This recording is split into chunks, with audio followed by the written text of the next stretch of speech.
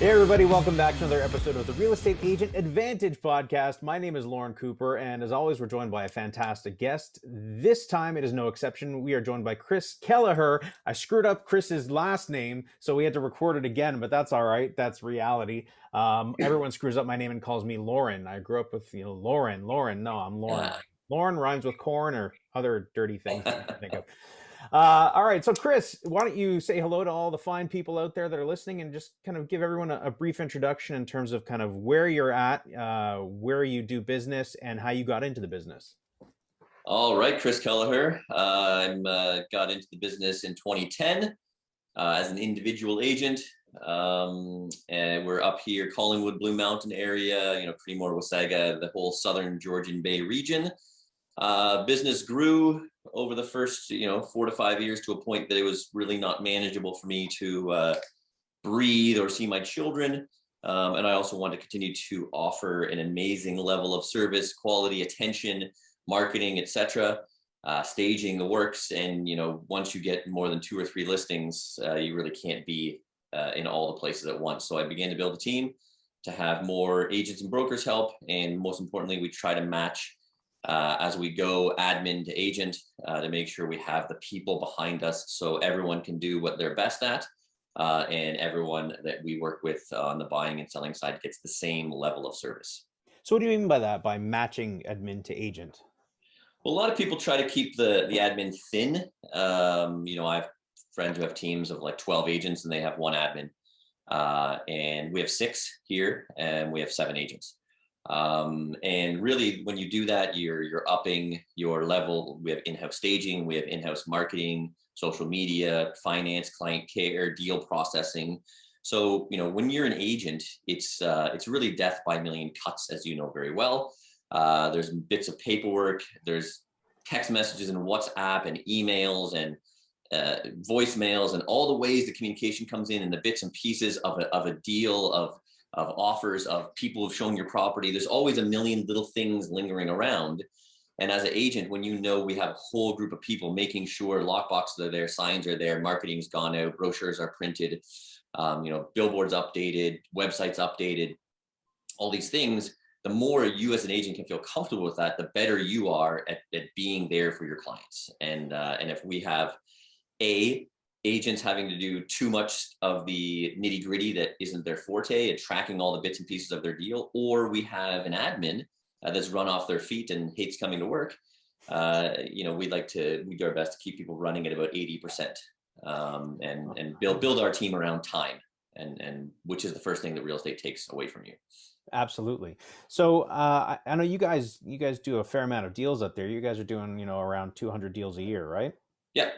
Okay, fantastic. Now, obviously, when you first got into the business, you didn't jump in. It's 200 deals. I mean, how did you get into real estate in the first place? What gave you the crazy idea to join this rat race? Well, like most people, I always thought one day I'd get into real estate because I was very interested in it. I took architecture in school, and I was going to go to university for architecture until I realized it was just a long, arduous process. And I thought one day I'll just hire an architect. And I'll take business. So, I thought it'd be, one day I'd get in, it'd be easy. I'd make a bunch of money pretty quickly. It'd be wonderful. Real estate's just so simple, which was a thought going into it. And in 2008, when the world economy crashed, my wife and I had just come back from living overseas for 7 years and had a baby and a pregnant wife. And this was the thing I thought I could do quickest to get my license and start earning money for the family. So I did that. I assumed I'd be retired by 40. Of course, real estate's easy. But it was by 40 that I realized I wanted to leave real estate. So I started at Century 21. My first year in 2010, I did 11 deals. I think I might have done 11 ends, actually. I think it was like 9 deals and a couple were double-ended. But things started to roll at that point in time. I was teaching as well at the time, just private lessons. And what do you mean by private lessons? I didn't, I taught overseas for many years. I have a master's in education, but getting onto the school board here is a tough process, and talent and experience doesn't matter. So I was just teaching. I was tutoring for students that needed extra help. That's what I was paying the bills with. But I decided I need to leave that 100% and get fully into this in year 2. Otherwise, I wasn't going to make it. After year 2, I was recruited to go to Royal LePage. They felt like some people I did a deal with over here felt I was a better fit for the culture here. They were right. They were right. I came over to Royal LePage and things took off. By my third year at Royal LePage, I really just couldn't keep up. People were calling me to tell me how much they didn't like the fact that they weren't getting my attention. They were purposely, letting me know that they're disappointed in me. I just couldn't keep up with how successful the business was becoming, and that's when I decided I need to buy into a brokerage and do what I do from a leadership standpoint, or I needed to grow a team and delegate things to more people so we could all grow together and grow something that we're all proud of and not just scrambling, right? It was, as we both know, you can get suffocated very quickly by the demands of this business if you want to do it right. So I guess this was my 7th year with a team. We just sort of dove into me and a couple agents and one admin for year 1. And the goal was just to grow this thing, to a level of comfort and success. Comfort being first, we built this team on time, and money is a byproduct of hard work. And everyone has to have a vacation planned. Agents and admin, you have to take time off on our weeklies. We have it right here. This is the draft agenda here. And the back page of the agenda is all the vacations. You got to plan something. Being a teacher in the past, it was always wonderful that there wasn't too long until there was a long weekend, a March break, a Christmas break, a summer break. When you don't have these things to look forward to, you just get, it's just a grind, and you can grind you right down, as you very well know. So it was about prioritizing our time, prioritizing taking a breath, prioritizing gratitude, what we have, where we live, the great things about this, and not just getting immersed in it's so exciting making money and all the movement and stuff like that. We took money as something that's going to happen, and we need to have an enjoyable life, and that's not often what real estate brings to people. What I like that approach and that way of thinking. I mean, like you said, quite often it's an all-consuming kind of career that we jump into, and we don't realize it when we get into it, but then we find out pretty quickly that that's people's expectations. And like you said, if you want to deliver a certain level of service, it takes a lot of time and energy. So I like the idea of really building a business and a team around lifestyle and improving everybody's life, quality of life in terms of time with family, time to do things that you love, as well as financially. So that's fantastic. Let's jump backwards into your first year, which you started part-time, I guess, while you were teaching, which a lot of people do. They start real estate part-time.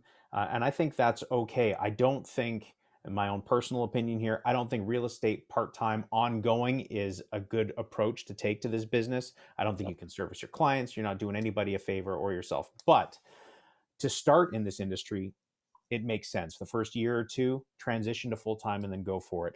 Talk about getting into it part-time, and what were you doing to get business? Or was it like just kind of sphere of influence? What were you doing to generate business that first year? That's an interesting question, because I'll be honest with you, when you have 2 children under 2 and you're poor, you just do whatever you can to stay alive. And everything's a blur. So it's really hard to think of, what it was that I was actually doing. I mean, so I did some things. I coached soccer, I coached hockey, because, that's what you're in, go get involved and stuff like that. I never got a single speck of business for that, because I was doing that to get business. It's just not genuine. You have to go be yourself, and it wasn't working. So main thing, I think if I could put my finger on what I was doing behind the scenes, it was, I did my teaching in the day, and then in the evenings I did real estate. So when I say part-time, I mean, it was only, 6 to 8 hours a day and not 12 hours a day with real estate. Right. Because you got to do it at night and plug in. So I saw an opportunity, which was everyone had Blackberries. I came in with a MacBook and an iPhone, and they told me I'll never make it. You just can't do that in real estate. This is 2010. So I built a website. I started doing videos. I did open houses on other people's listings. I didn't have any. As soon as I got my first listing, which I battled and fought to get, and I'd bleed for them, is really what I sold them on. I got a camera stabilizer. I bought a nice camera, and I did a video walkthrough. And I would narrate as I went through, and I started putting these videos on. I learned how to build a WordPress website. I put the videos on. And this marketing was getting attention. I started having people come to my open houses. I did as many open houses as possible. I was doing 2 open houses Saturday, 2 open houses Sunday, every weekend. I never posted it on realtor.ca. I never posted it on the board. I never anything. I just would, because they're vacation homes, I would find someone's listing that was empty, and I would say, can I open house it this weekend? They'd say yes. And I would just go there at noon till 2, next one 2:30 to 4:30 every weekend, both days. So I could talk real estate, I could meet people, I could build relationships. And when I started having my own listings, people would come to my open houses just to meet me and ask me to list their house because they saw my marketing. How are you getting your marketing out there? Was it social media, Facebook, something along those lines? At that point, it was really, I would have to say, just realtor.ca. Your video was embedded there. And I, at one point way back, do you know, you're kind of out Barrie way, aren't you? Just south of Barrie. I'm right? in Innisfil, Newmarket. So you've seen the Mark Ferris signs around. Yes, a few. So I had a client here that was wanted to buy in Barrie. We became friends. He's like, I know you don't work out there, but just, I know you don't know it very well. Just come out and show me the houses. Like, I'll pick them out. You show them to me. And I was like, you know what, John, you're fun. I'll go to Costco when I'm out there. I got to go to Barrie anyways. So it's 45-minute drive for me to do it. We generally don't go that far. And Barrie is a totally different market. Anyways, I helped them buy. While I was doing this, when we were printing out the, all the MLS stuff for the showings and showing instructions, with this little package we built so that when I show up at the listings, I have everything. Well, some of them weren't on our board, so we had to download them from realtor.ca. When you clicked on the link on realtor.ca to view it, instead of it taking you, there's like there's a map and you click on it. Instead of taking you to the realtor.ca page, it was taking you right to Mark Ferris's webpage. So he had put his URL in the right spot to redirect everything to his webpage. Mm-hmm. So I figured out how to do that, and I started doing that so that people would go to realtor.ca, then they'd be driven to my webpage. And that lasted for 4 or 5 years before someone on the boards everywhere said, you can't do that anymore. You can't have a direct link to your website. So that was something that I think helped drive it. But I wasn't using social media. I was against social media. My website designer was saying, you have to be on Facebook. And I was like, I don't know if people want to see business and advertisements on Facebook and look at me selling homes. I don't know if they want that. It'll be embarrassing. And I didn't want to have a business page that had, 20 followers. Right. I said, I need to have 1,000 followers out of the gate. Otherwise I'm not doing it. So I feel like it was just realtor.ca at the onset. And then as it went going, as I started putting those links in to help drive people, because there's, 12 places you could put links on realtor.ca to drive people to your YouTube page, to your home page, to video tours, floor plans, all these things you can do. I was just making all the links go to my website where I would have all the details right there, all the floor plans, everything in one space. So interesting enough, I just through realtor.ca got that leverage, and then more and more people would find things on my website because it was ranking higher. I started putting parks and neighborhoods and paddleboarding and skiing, just put anything I could on my website to make it searchable. Right. People would keep finding it. So I was always trying to do clever things online to drive people to it. And then social media, I think, has really helped us take off. I'm very, very lucky that I started doing that and investing all the money in advertising and stuff on social media and building this platform, because that's the main way that we reach. We had over 5 million people reached on Facebook last year. Wow. Through our team page. So that's been great. But at the onset, I know that was a long-winded sort of fire hose information, but I think it was realtor.ca, and then that parlayed into SEO, search optimization, and then open houses, and then Facebook and Instagram. Yeah. Okay, great.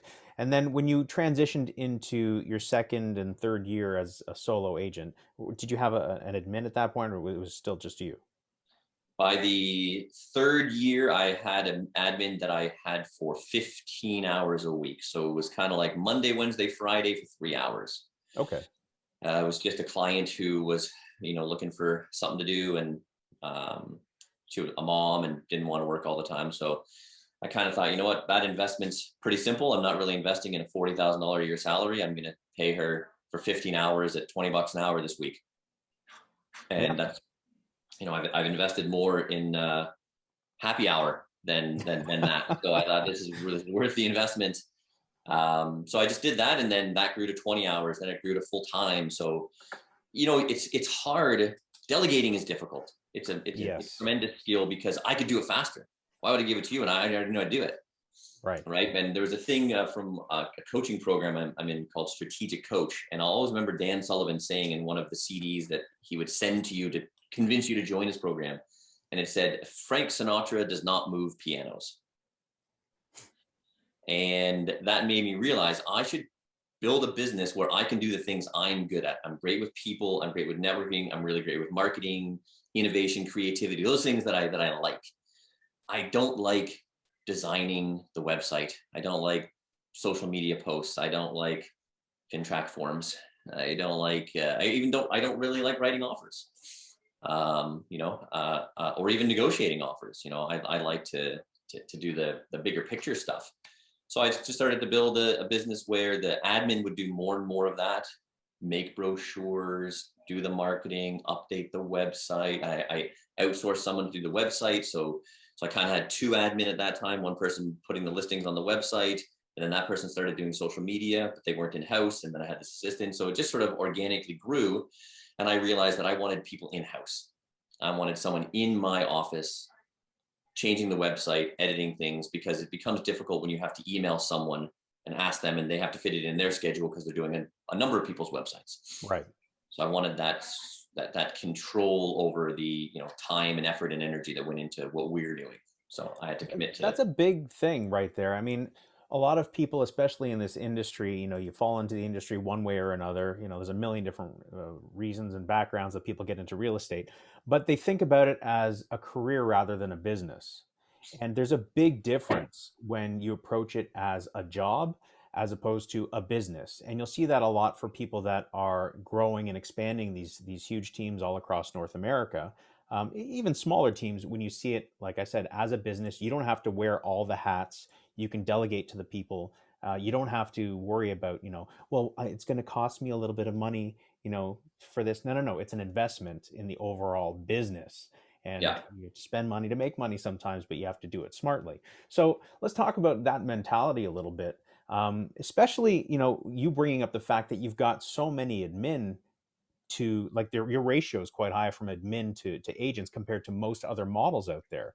Yeah. What really brought that on? I mean, I know you said you don't want to spread people too thin and it's all about lifestyle, but what was the concept behind that? What started that? Did you first start with like one admin and several agents and it didn't quite work? No, it actually, the one admin and the three of us as agents did work, and she was amazing. For many, many years, we referred to Sandy as the ninja, because she was going to just ninja it, make it happen, whatever she needed to. But really, the more you're going to get client gifts and processing deals, we were doing, in the first year, we must have done probably 70 deals, not 200. And then, each deal, and then more listings too. Like we'll probably do 100 listings this year. That's a lot of brochures and signs and lock boxes and websites and social media and paperwork processing and all these things. So really, just as it started to grow, I started realizing, well, I need someone to do full-time marketing and website. And then I need someone full-time staging. I need a person full-time in-house so that when someone called, I was at an appointment last night at 6:30 and the staging team was there this morning. If I had outsourced that staging, they wouldn't be there at 9:30 this morning. But they're full-time salary, they're employees, they can be there. So we had two of our stagers there. Right now we have a full-time stager and a part-time. She only works for our team, but she's part-time because, we just have overflow at times when we Sure. don't have enough people around. So are you carrying your own inventory for staging or do you rent out? For the most part, our own inventory, but on a big full, like we just did a 3,500 square foot house. And we contracted another like full-time staging company here.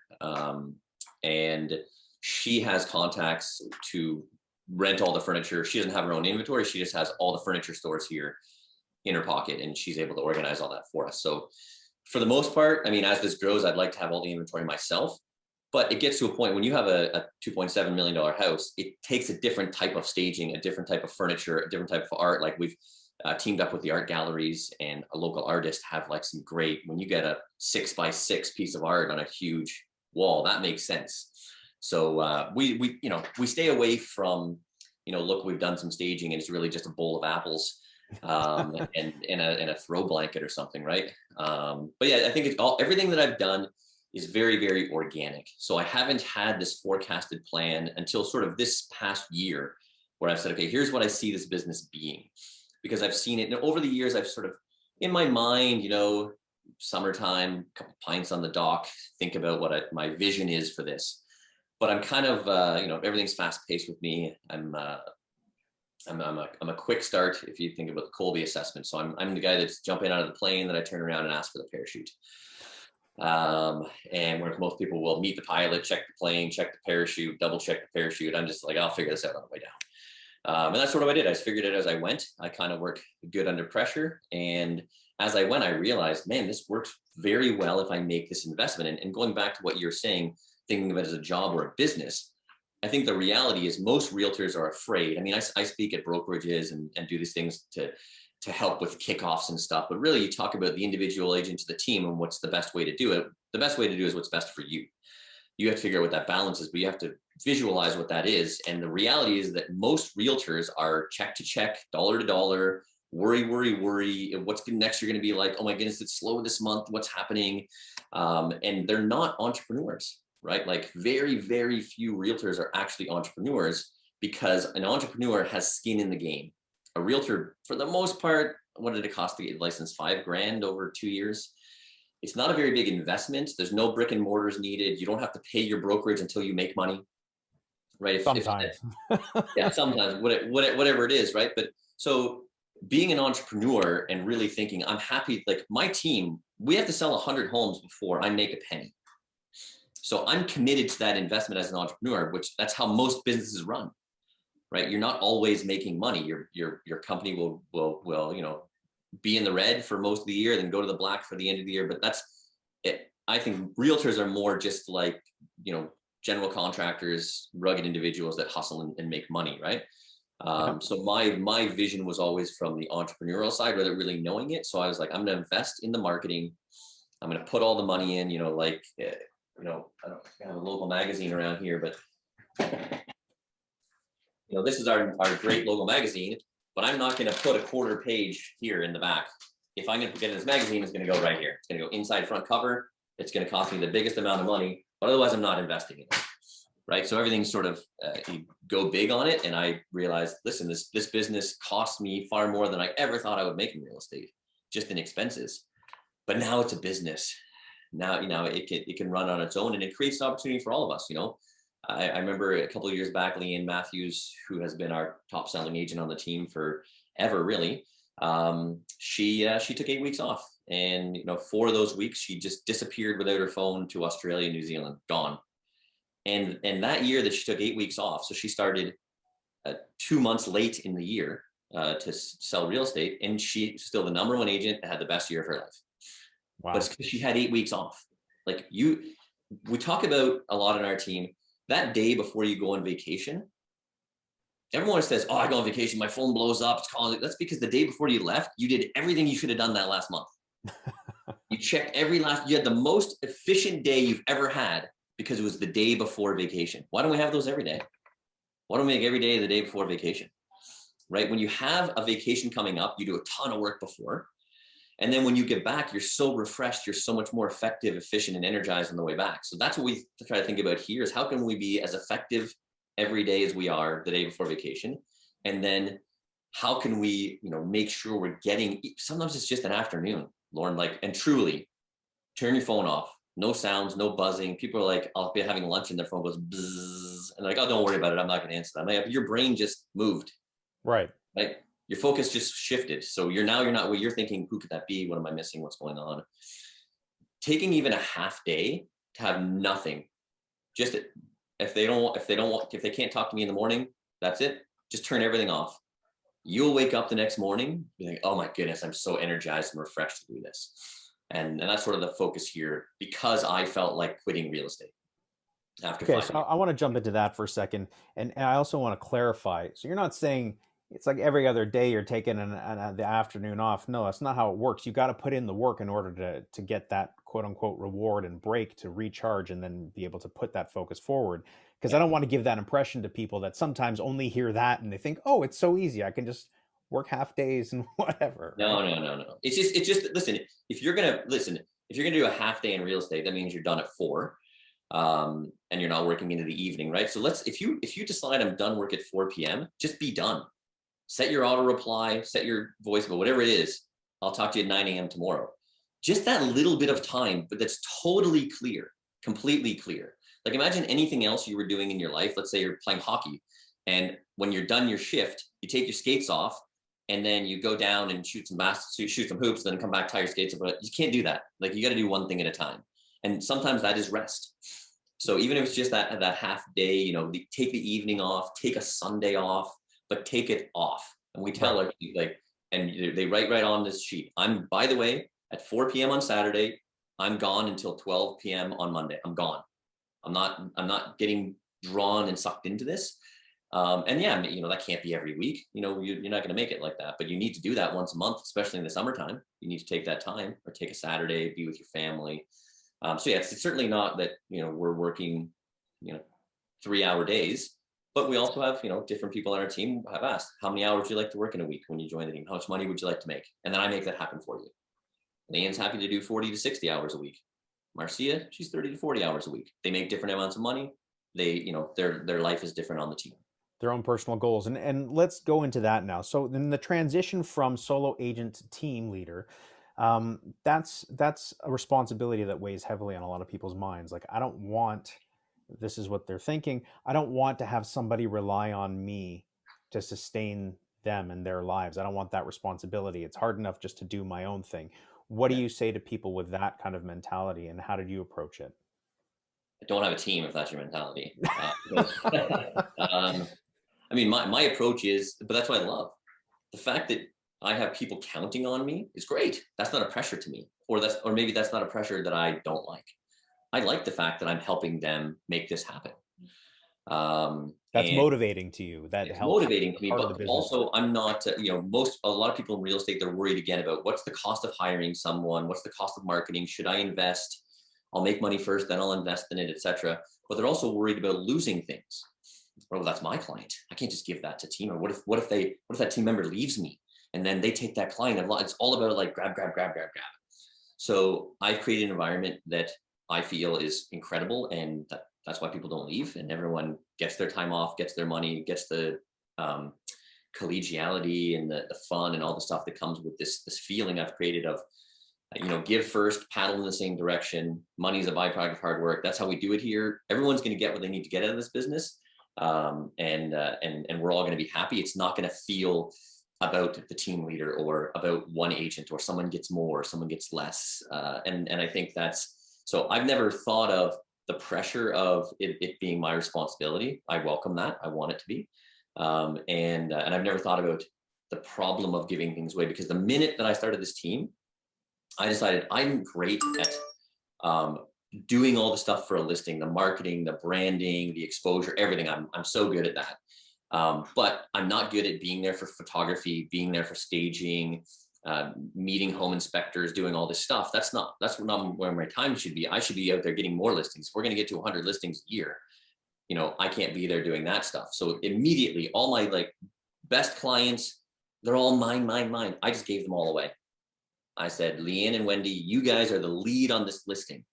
I'm going to quarterback the listing. I'm here to handle the marketing and get this thing sold and do all that stuff. But you're the lead on the listing. You're putting the lockbox on. You're getting the signs, calling our sign guy. You're managing. You're the one that's actually being the hands-on person for this listing.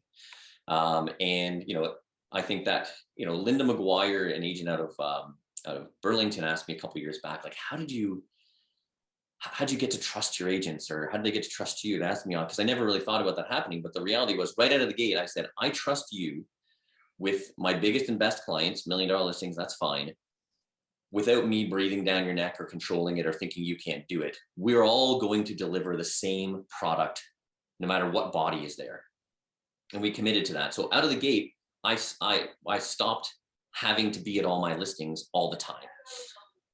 For all the photography and all the staging and all the visits, and meet this guy here and meet a contractor and meet this. And so suddenly we were able to do more listings. I was able to do better marketing because I'm there quarterbacking all that instead of being in the field. And I think that built a great trust that right out of the gate, all the new leads that came in, I was like, please guys, take those leads. Please, I don't need them. So I wasn't just saying, I'll take all the business. I didn't start a team to make more money. I've started a team to have more time.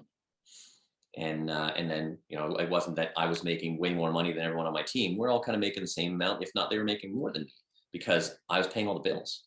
Right. And they didn't have to pay anything. So I think that built a trust out of the gate. And I think with more of my rambling, I kind of forget what the base of the question was, if I'm being honest. Well, let's tack onto that and ask, how did you create that culture that you have where it's, it creates that trust, everyone gets the same experience, people aren't worried about, money and all that. I know you said you gave your best clients away right off the bat, but how did you attract the right people? What did you do to make sure that you brought people on the team? How did you start your team in the first place? How did you find that first agent or two?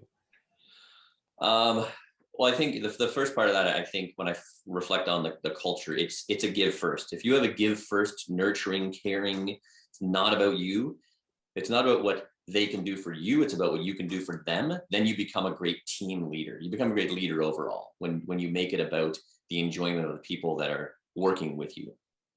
So that's sort of the mentality I've always had in everything that I've done from when I was a grade 3 teacher on, right? You have to, you have to create the right environment for whether it's your students or whether it's the staff you're working with the other teachers, et cetera. So there's that leadership mentality that I have. But when I started this team, it was because I wanted to quit real estate. As I said, I wanted to maybe be a brokerage owner where I could train people to do what I did so quickly, where I could energize and motivate and do these things and not have to have the stress of so many clients wanting me all the time, which, that's what we wanted. So it's tough to complain about it. Oh my goodness, everybody wants to work with me and it's terrible, poor me.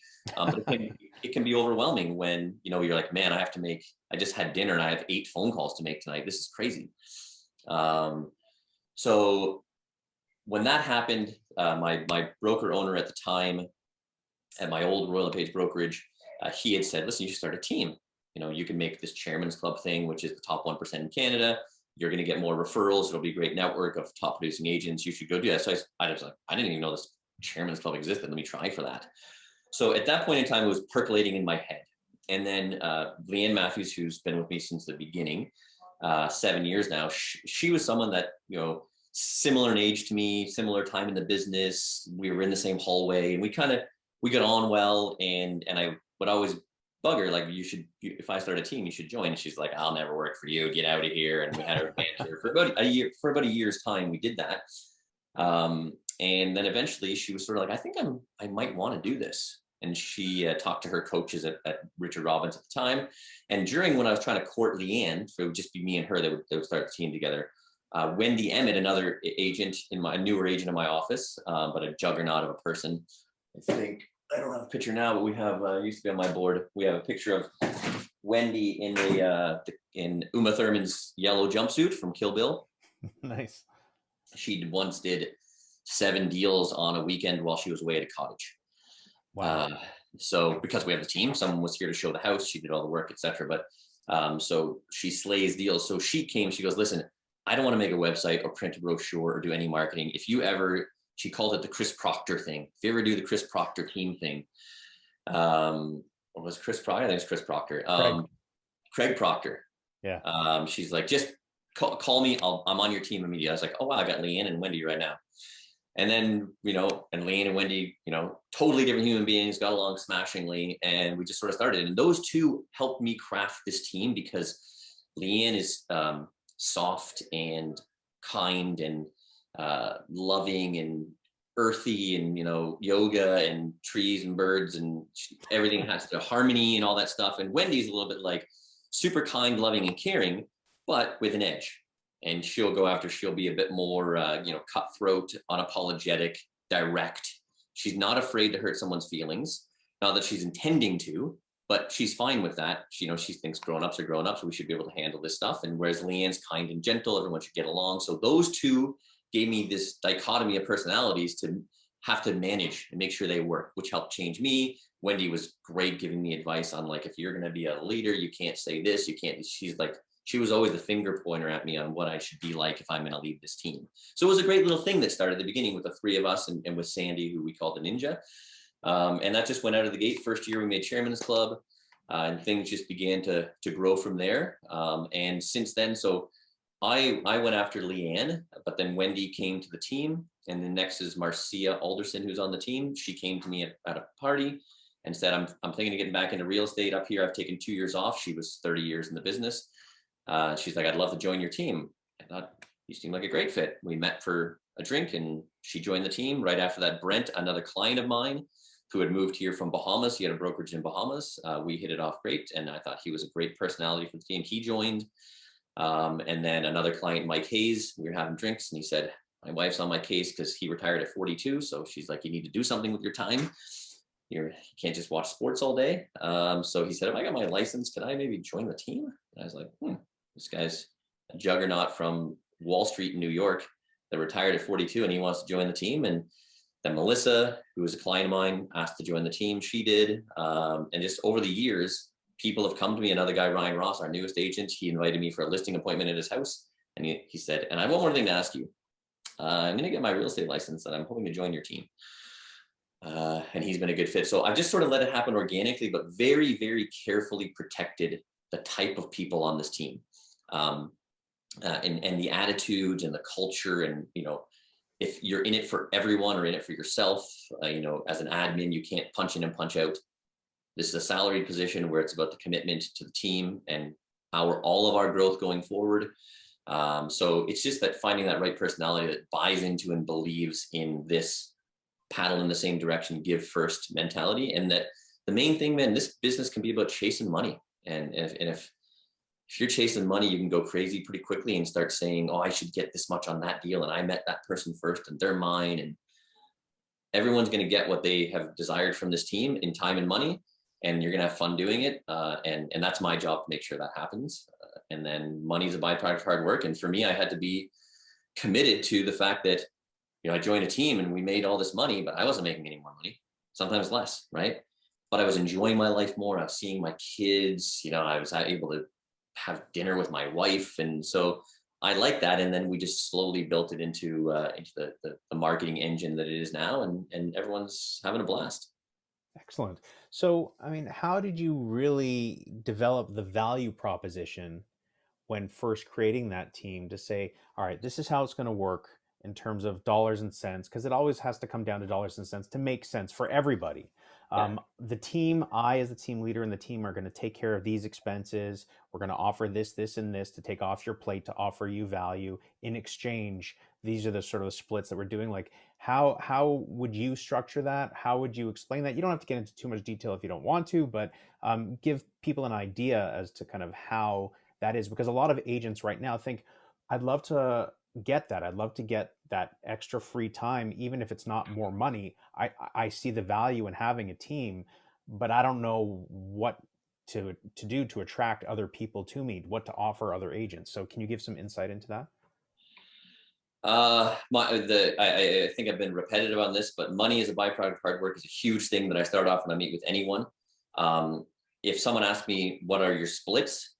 Then their mind's in the wrong place, because I say to them, this is usually a dialogue I have. I say splits don't matter at all, because if you said to me you want to make $200,000 and you want to work 40 hours a week, and you did that, but I told you the splits were 90% to the team and 10% to you, would you care that you worked 40 hours a week, you made 200 grand, and you had a lot of fun doing it?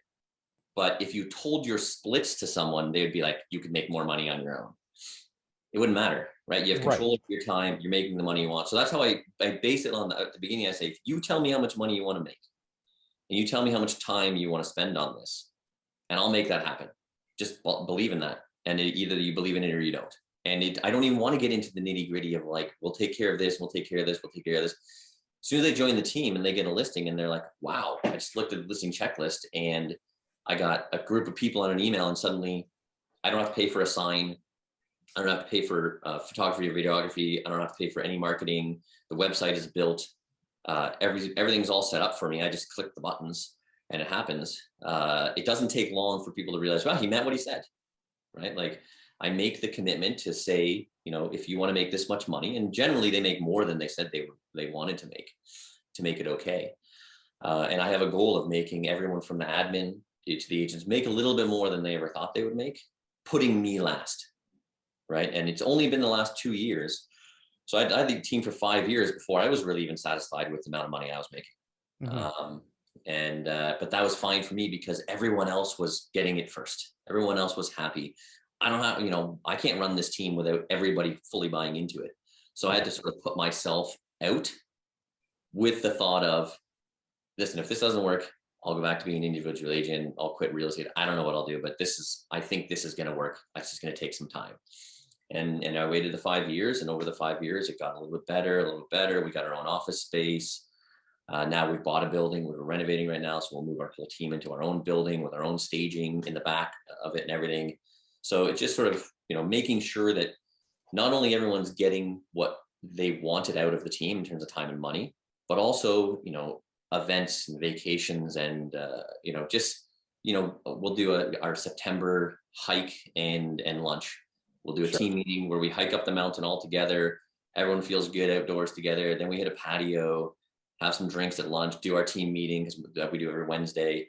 And that's just a great social thing. Random nights out with the team, doing stuff, events downtown Toronto for awards, going away to conferences, so we'll take them away we used to go every November for 3 days, the whole team and the admin, to Richard Robbins in Richmond Hill. We get a hotel. I pay for the hotels for everybody. Just creating a real fun experience for everyone has always been what I wanted this to be. Sure. And that sounds great. But down to the nitty gritty of it, when someone's considering building this team, they have to think about expenses and revenue and return on investment. So, are you paying for all of this stuff on the nights out, or do you feel obligated, is a better way to say it, to pay for all this stuff as the team leader? I don't feel obligated. I just feel it's right. Okay. I feel like these people are helping this business and this brand grow, and this is part of the giving back. It's part of what I give first, giving back. Even the events we do for the community, a movie morning, all pandemics aside, 500 people at the movie theater for free, food, movie, everything. That's going to cost $6,000-$8,000 for the team to put it on, but it's totally worth it. It's that investment is huge. Yeah, it's a team expense for sure. Absolutely. And I know you do events. What other kind of events do you do? The two main team ones are that, and then the fall festival, which is again around 500 people in my backyard in the park behind my yard. There's a little gate that goes out to the park, and we fence it off into a location that's ours. Kids area, kids barbecue, bouncy castle, face painting, laser guns, trampolines, like all the stuff to make it exciting for the kids out there. And then into the backyard, we have live music. All of the breweries and cideries and wineries that come and give us, provide the free alcohol. And then Men with Knives, an amazing catering company, does all the food. And there's an adult food section, kids food section, all the drinks, everything you want for 4 hours in the afternoon on a Saturday in September. And that's also been great. And then the third event that I do that isn't really so much related to the team, but just that, our contribution to the community, which is TEDx Collingwood. So for 3 years we did, we'll continue to do it. Just last year was canceled, and this year, again, we're not going to do it in case we can't have full capacity. But TEDx Collingwood was a great community event where we have great local people, do great speakers on stage and stuff like that. We do 12 speakers, 9 speakers and 3 performers, and we have a great time with that. So getting involved in the community is good for us. Getting back to what you're saying about, the team leaders got to provide these things. I think, again, you have to be an entrepreneur and you have to be a leader. If you're going to make it about you cherry picking the best leads, you're always going to have a worry about people leaving. You're always going to have a worry about this is mine and that's yours. I think It has to be really open. I said right from the beginning, when we started with Leanne, I said, everyone has 3 months to say that's my client. After 3 months, it's all a team client. There's no more mine or yours. Everything's a team client. We are providing something to them. It's us. It's not I. And because, some people, they've been working with buyers for 6 months and then they join the team, and now there's going to be a team split on those buyers. I felt like that wasn't fair. So you get 3 months to get through that. After that, you're going to see that I'm going to give. I'm not going to take. And then once that happens, I felt I could build the trust to have everyone paddling in the same direction. But I wrote a contract out of the gate, that our team agreement, and it said, here's all the things you're going to get. Here's what the splits are going to be. Here's the hours that you're committing to work. Here's the open houses that you're committed to doing, because I built the business on open houses. Everyone's got to do open houses. Here is how creativity works. Here's how marketing works. No one's going to have their own website. No one's going to have their own business social media. Everything's got to become a team thing. Yes, you're going to be provided with leads, but it's not an invitation for you to put your feet up and wait for someone to hand you deals. You still got to be out there meeting people. You have to be engaged in the community. You should, get your own leads if you can, when you can. And that sort of nice framework it wasn't about locking them in. It was about explaining the process. That's why I called it an agreement, not a contract. It was about, this is what this is going to look like if we do it right. And we have a goal of making Chairman's Club for Royal LePage. And that was just. Was there an amount that, like, for example, you're committed to this amount of time working per week, get leads if you can, but is there like a solid number based on their goals as to you should really pull in, be talking to 30 people a week or whatever random number, you know what So I mean? I've actually never run the metrics like that. Leanne used to, like, I need to have this many leads to this many conversions. She had these little chart sheets. I've never really, because you could have a run of 12 leads and 12 conversions, and then you could have 12 leads and 0 conversions. Mm-hmm. So I've never really done it like that. It's more so that on a regular basis, we kept track of where their numbers are. If you want to make this much in the year, we're halfway through the year, you're halfway there, you're on track. So because some people are going to do a bit more hustling on the phone. Some people are going to be a bit more face-to-face with lunches and dinner. Like Marcia is going to love to take people out for drinks. Leanne is kind of exhausted by people after she's done work. So she wants to go home and be by herself. She's not looking to go socializing after work, because work is the people that take her energy. She has to go reboot. Marcia gets energy from people. So everyone's going to do it a bit differently. Brent is amazing at following up with his clients. Leanne will joke she's not the best at it. She likes when the clients are nice and close and easy, and she doesn't have to reach out and grab them. So I wanted to respect that everyone does it a bit differently. I was never a door knocker. Flipping back to Mark Ferris, he said he knocked on every door in Barrie. He said it put him out of his comfort zone, but he did it, and that's the way he built it. I couldn't do it. It's not my thing. I don't like when people knock on my door, ever. I kind of hide under the table when people knock on the door and make my kids answer it. Is that why you never answered the door when I came to your house? Yeah, that's why you had to leave it on the porch. So I do, Leanne said, I want to work 40 to 60 hours a week. I put it right in there. Boom. Marsh said 30 to 40. Mike Hayes is a little bit less than that. But everyone puts down what they want to make in their hours. And then I want to meet with them regularly to make sure I'm doing what I can to help them be on track. Versus a lot of team leaders will meet with their agents and be like, have you followed up? Did you call them? What's going on? How come you're not at your goals? What's this? It's more of a critical assessment. Right. And I always say, all right, how can I get you there? Do you need more listings? Would you like to be on more listings? Some people will say, Melissa just said, I need a little break. I've been overwhelmed right now. So she had a listing she's supposed to do, and she's like, you have to give it to somebody else. I'm overwhelmed right now. And it's summer, and, she wants to paddleboard and have some time with family and things like that. Her kids are back from university. She got grown kids and everything. So it's all about balance with that, and setting expectations that they've set for themselves, not for me. They set their own expectations, and then I help them get there. And that, I think, has been really good without nitpicking on, you dropped that client, you forgot about this. I mean, it happens. Sometimes I'll see a listing pop up under someone else's name, and I'll say, Leanne, remember, did you call them? Did you follow up with those people? She's like, I didn't, I forgot. But we all forget, right? So that can't be like I'm riding, team members for dropping the ball on things, because I'm guilty as well. And they know that. They see, they'll be like, oh, you went to 123 Main Street for a listing appointment. Can't wait to get that listing. And then they'll see a pop-up logo. What happened there? And, maybe, most of the time it's not because I forgot, but there's times that, you get busy, or you drop the ball, or you don't return a call, or you miss a voicemail or something. Right. So sure. I want to be there to support everybody on the team, not criticize, and make sure they're getting the number of buyer leads they need. They're as busy as they want to be. They're not feeling overwhelmed, and they're not feeling left out. And that's just constant communication, which has been a challenge for me, actually, when I think about, I could meet with Leanne and Wendy every month and have one of these discussions. But now I have 7 people to meet with, plus I have to meet with all the admins. So I'm doing 12, 13 meetings, which turned into, from monthly, went to quarterly, and the quarterly turned into 3 times a year.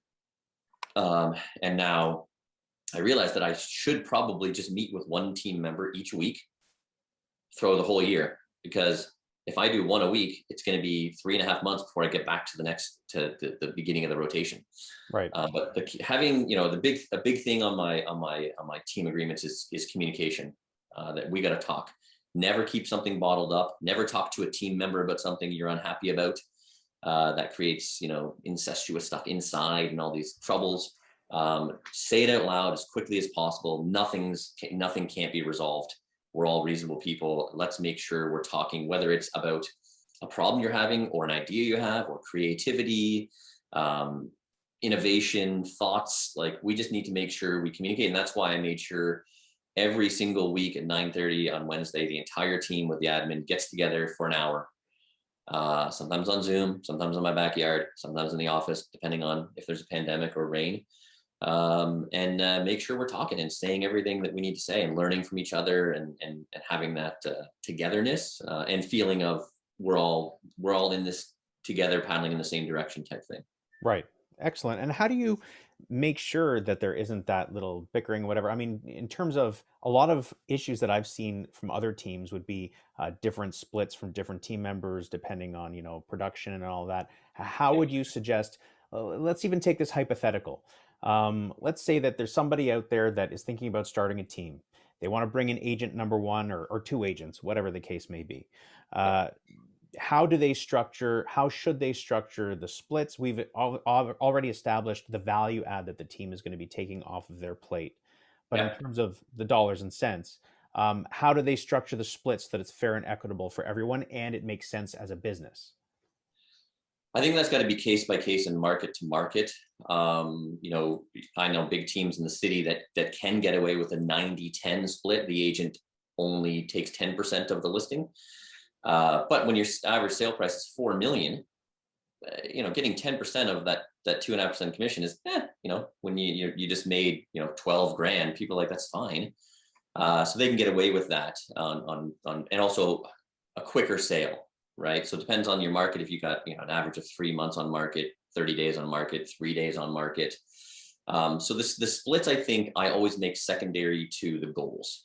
First of all, I think as a whole, a team should run on just straight gross revenue. If you're going to run a proper large team with the proper investment in marketing of 10 to 20% of your gross, you should be running at least at 50%. 50% agents and brokers, 50% team. And again, it has to be like that. I would never structure something between the split is between agent and me, because it's not. I get what's left. No, absolutely. As a team leader, right?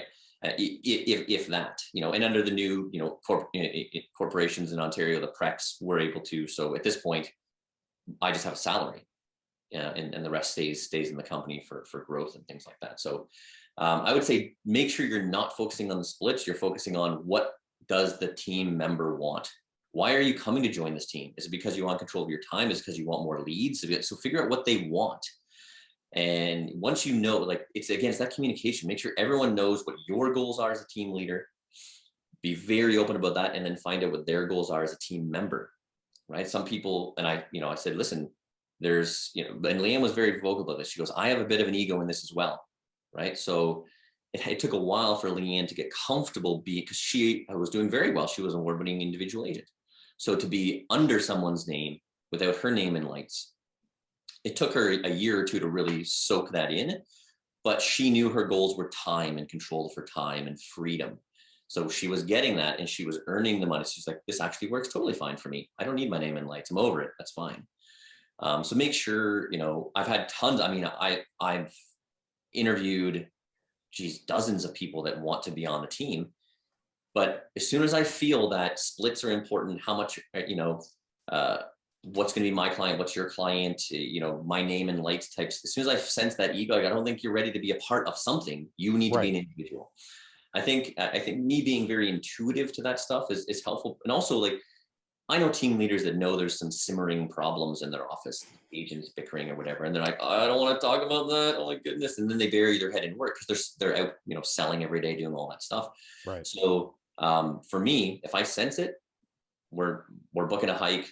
or we're booking a pint and we're talking. I'm saying, tell me what's going on, whether it's the admin or the agent. I'm going to put it on the table as soon as possible, no matter how uncomfortable or awkward it is. We got to talk about it, because I don't think there's anything that can't be resolved. I think we have a great situation here. And if there was a misinterpretation because someone was on vacation and a lead came in and you did the deal and the split ended up being like this, because there's also inter-team splits, right?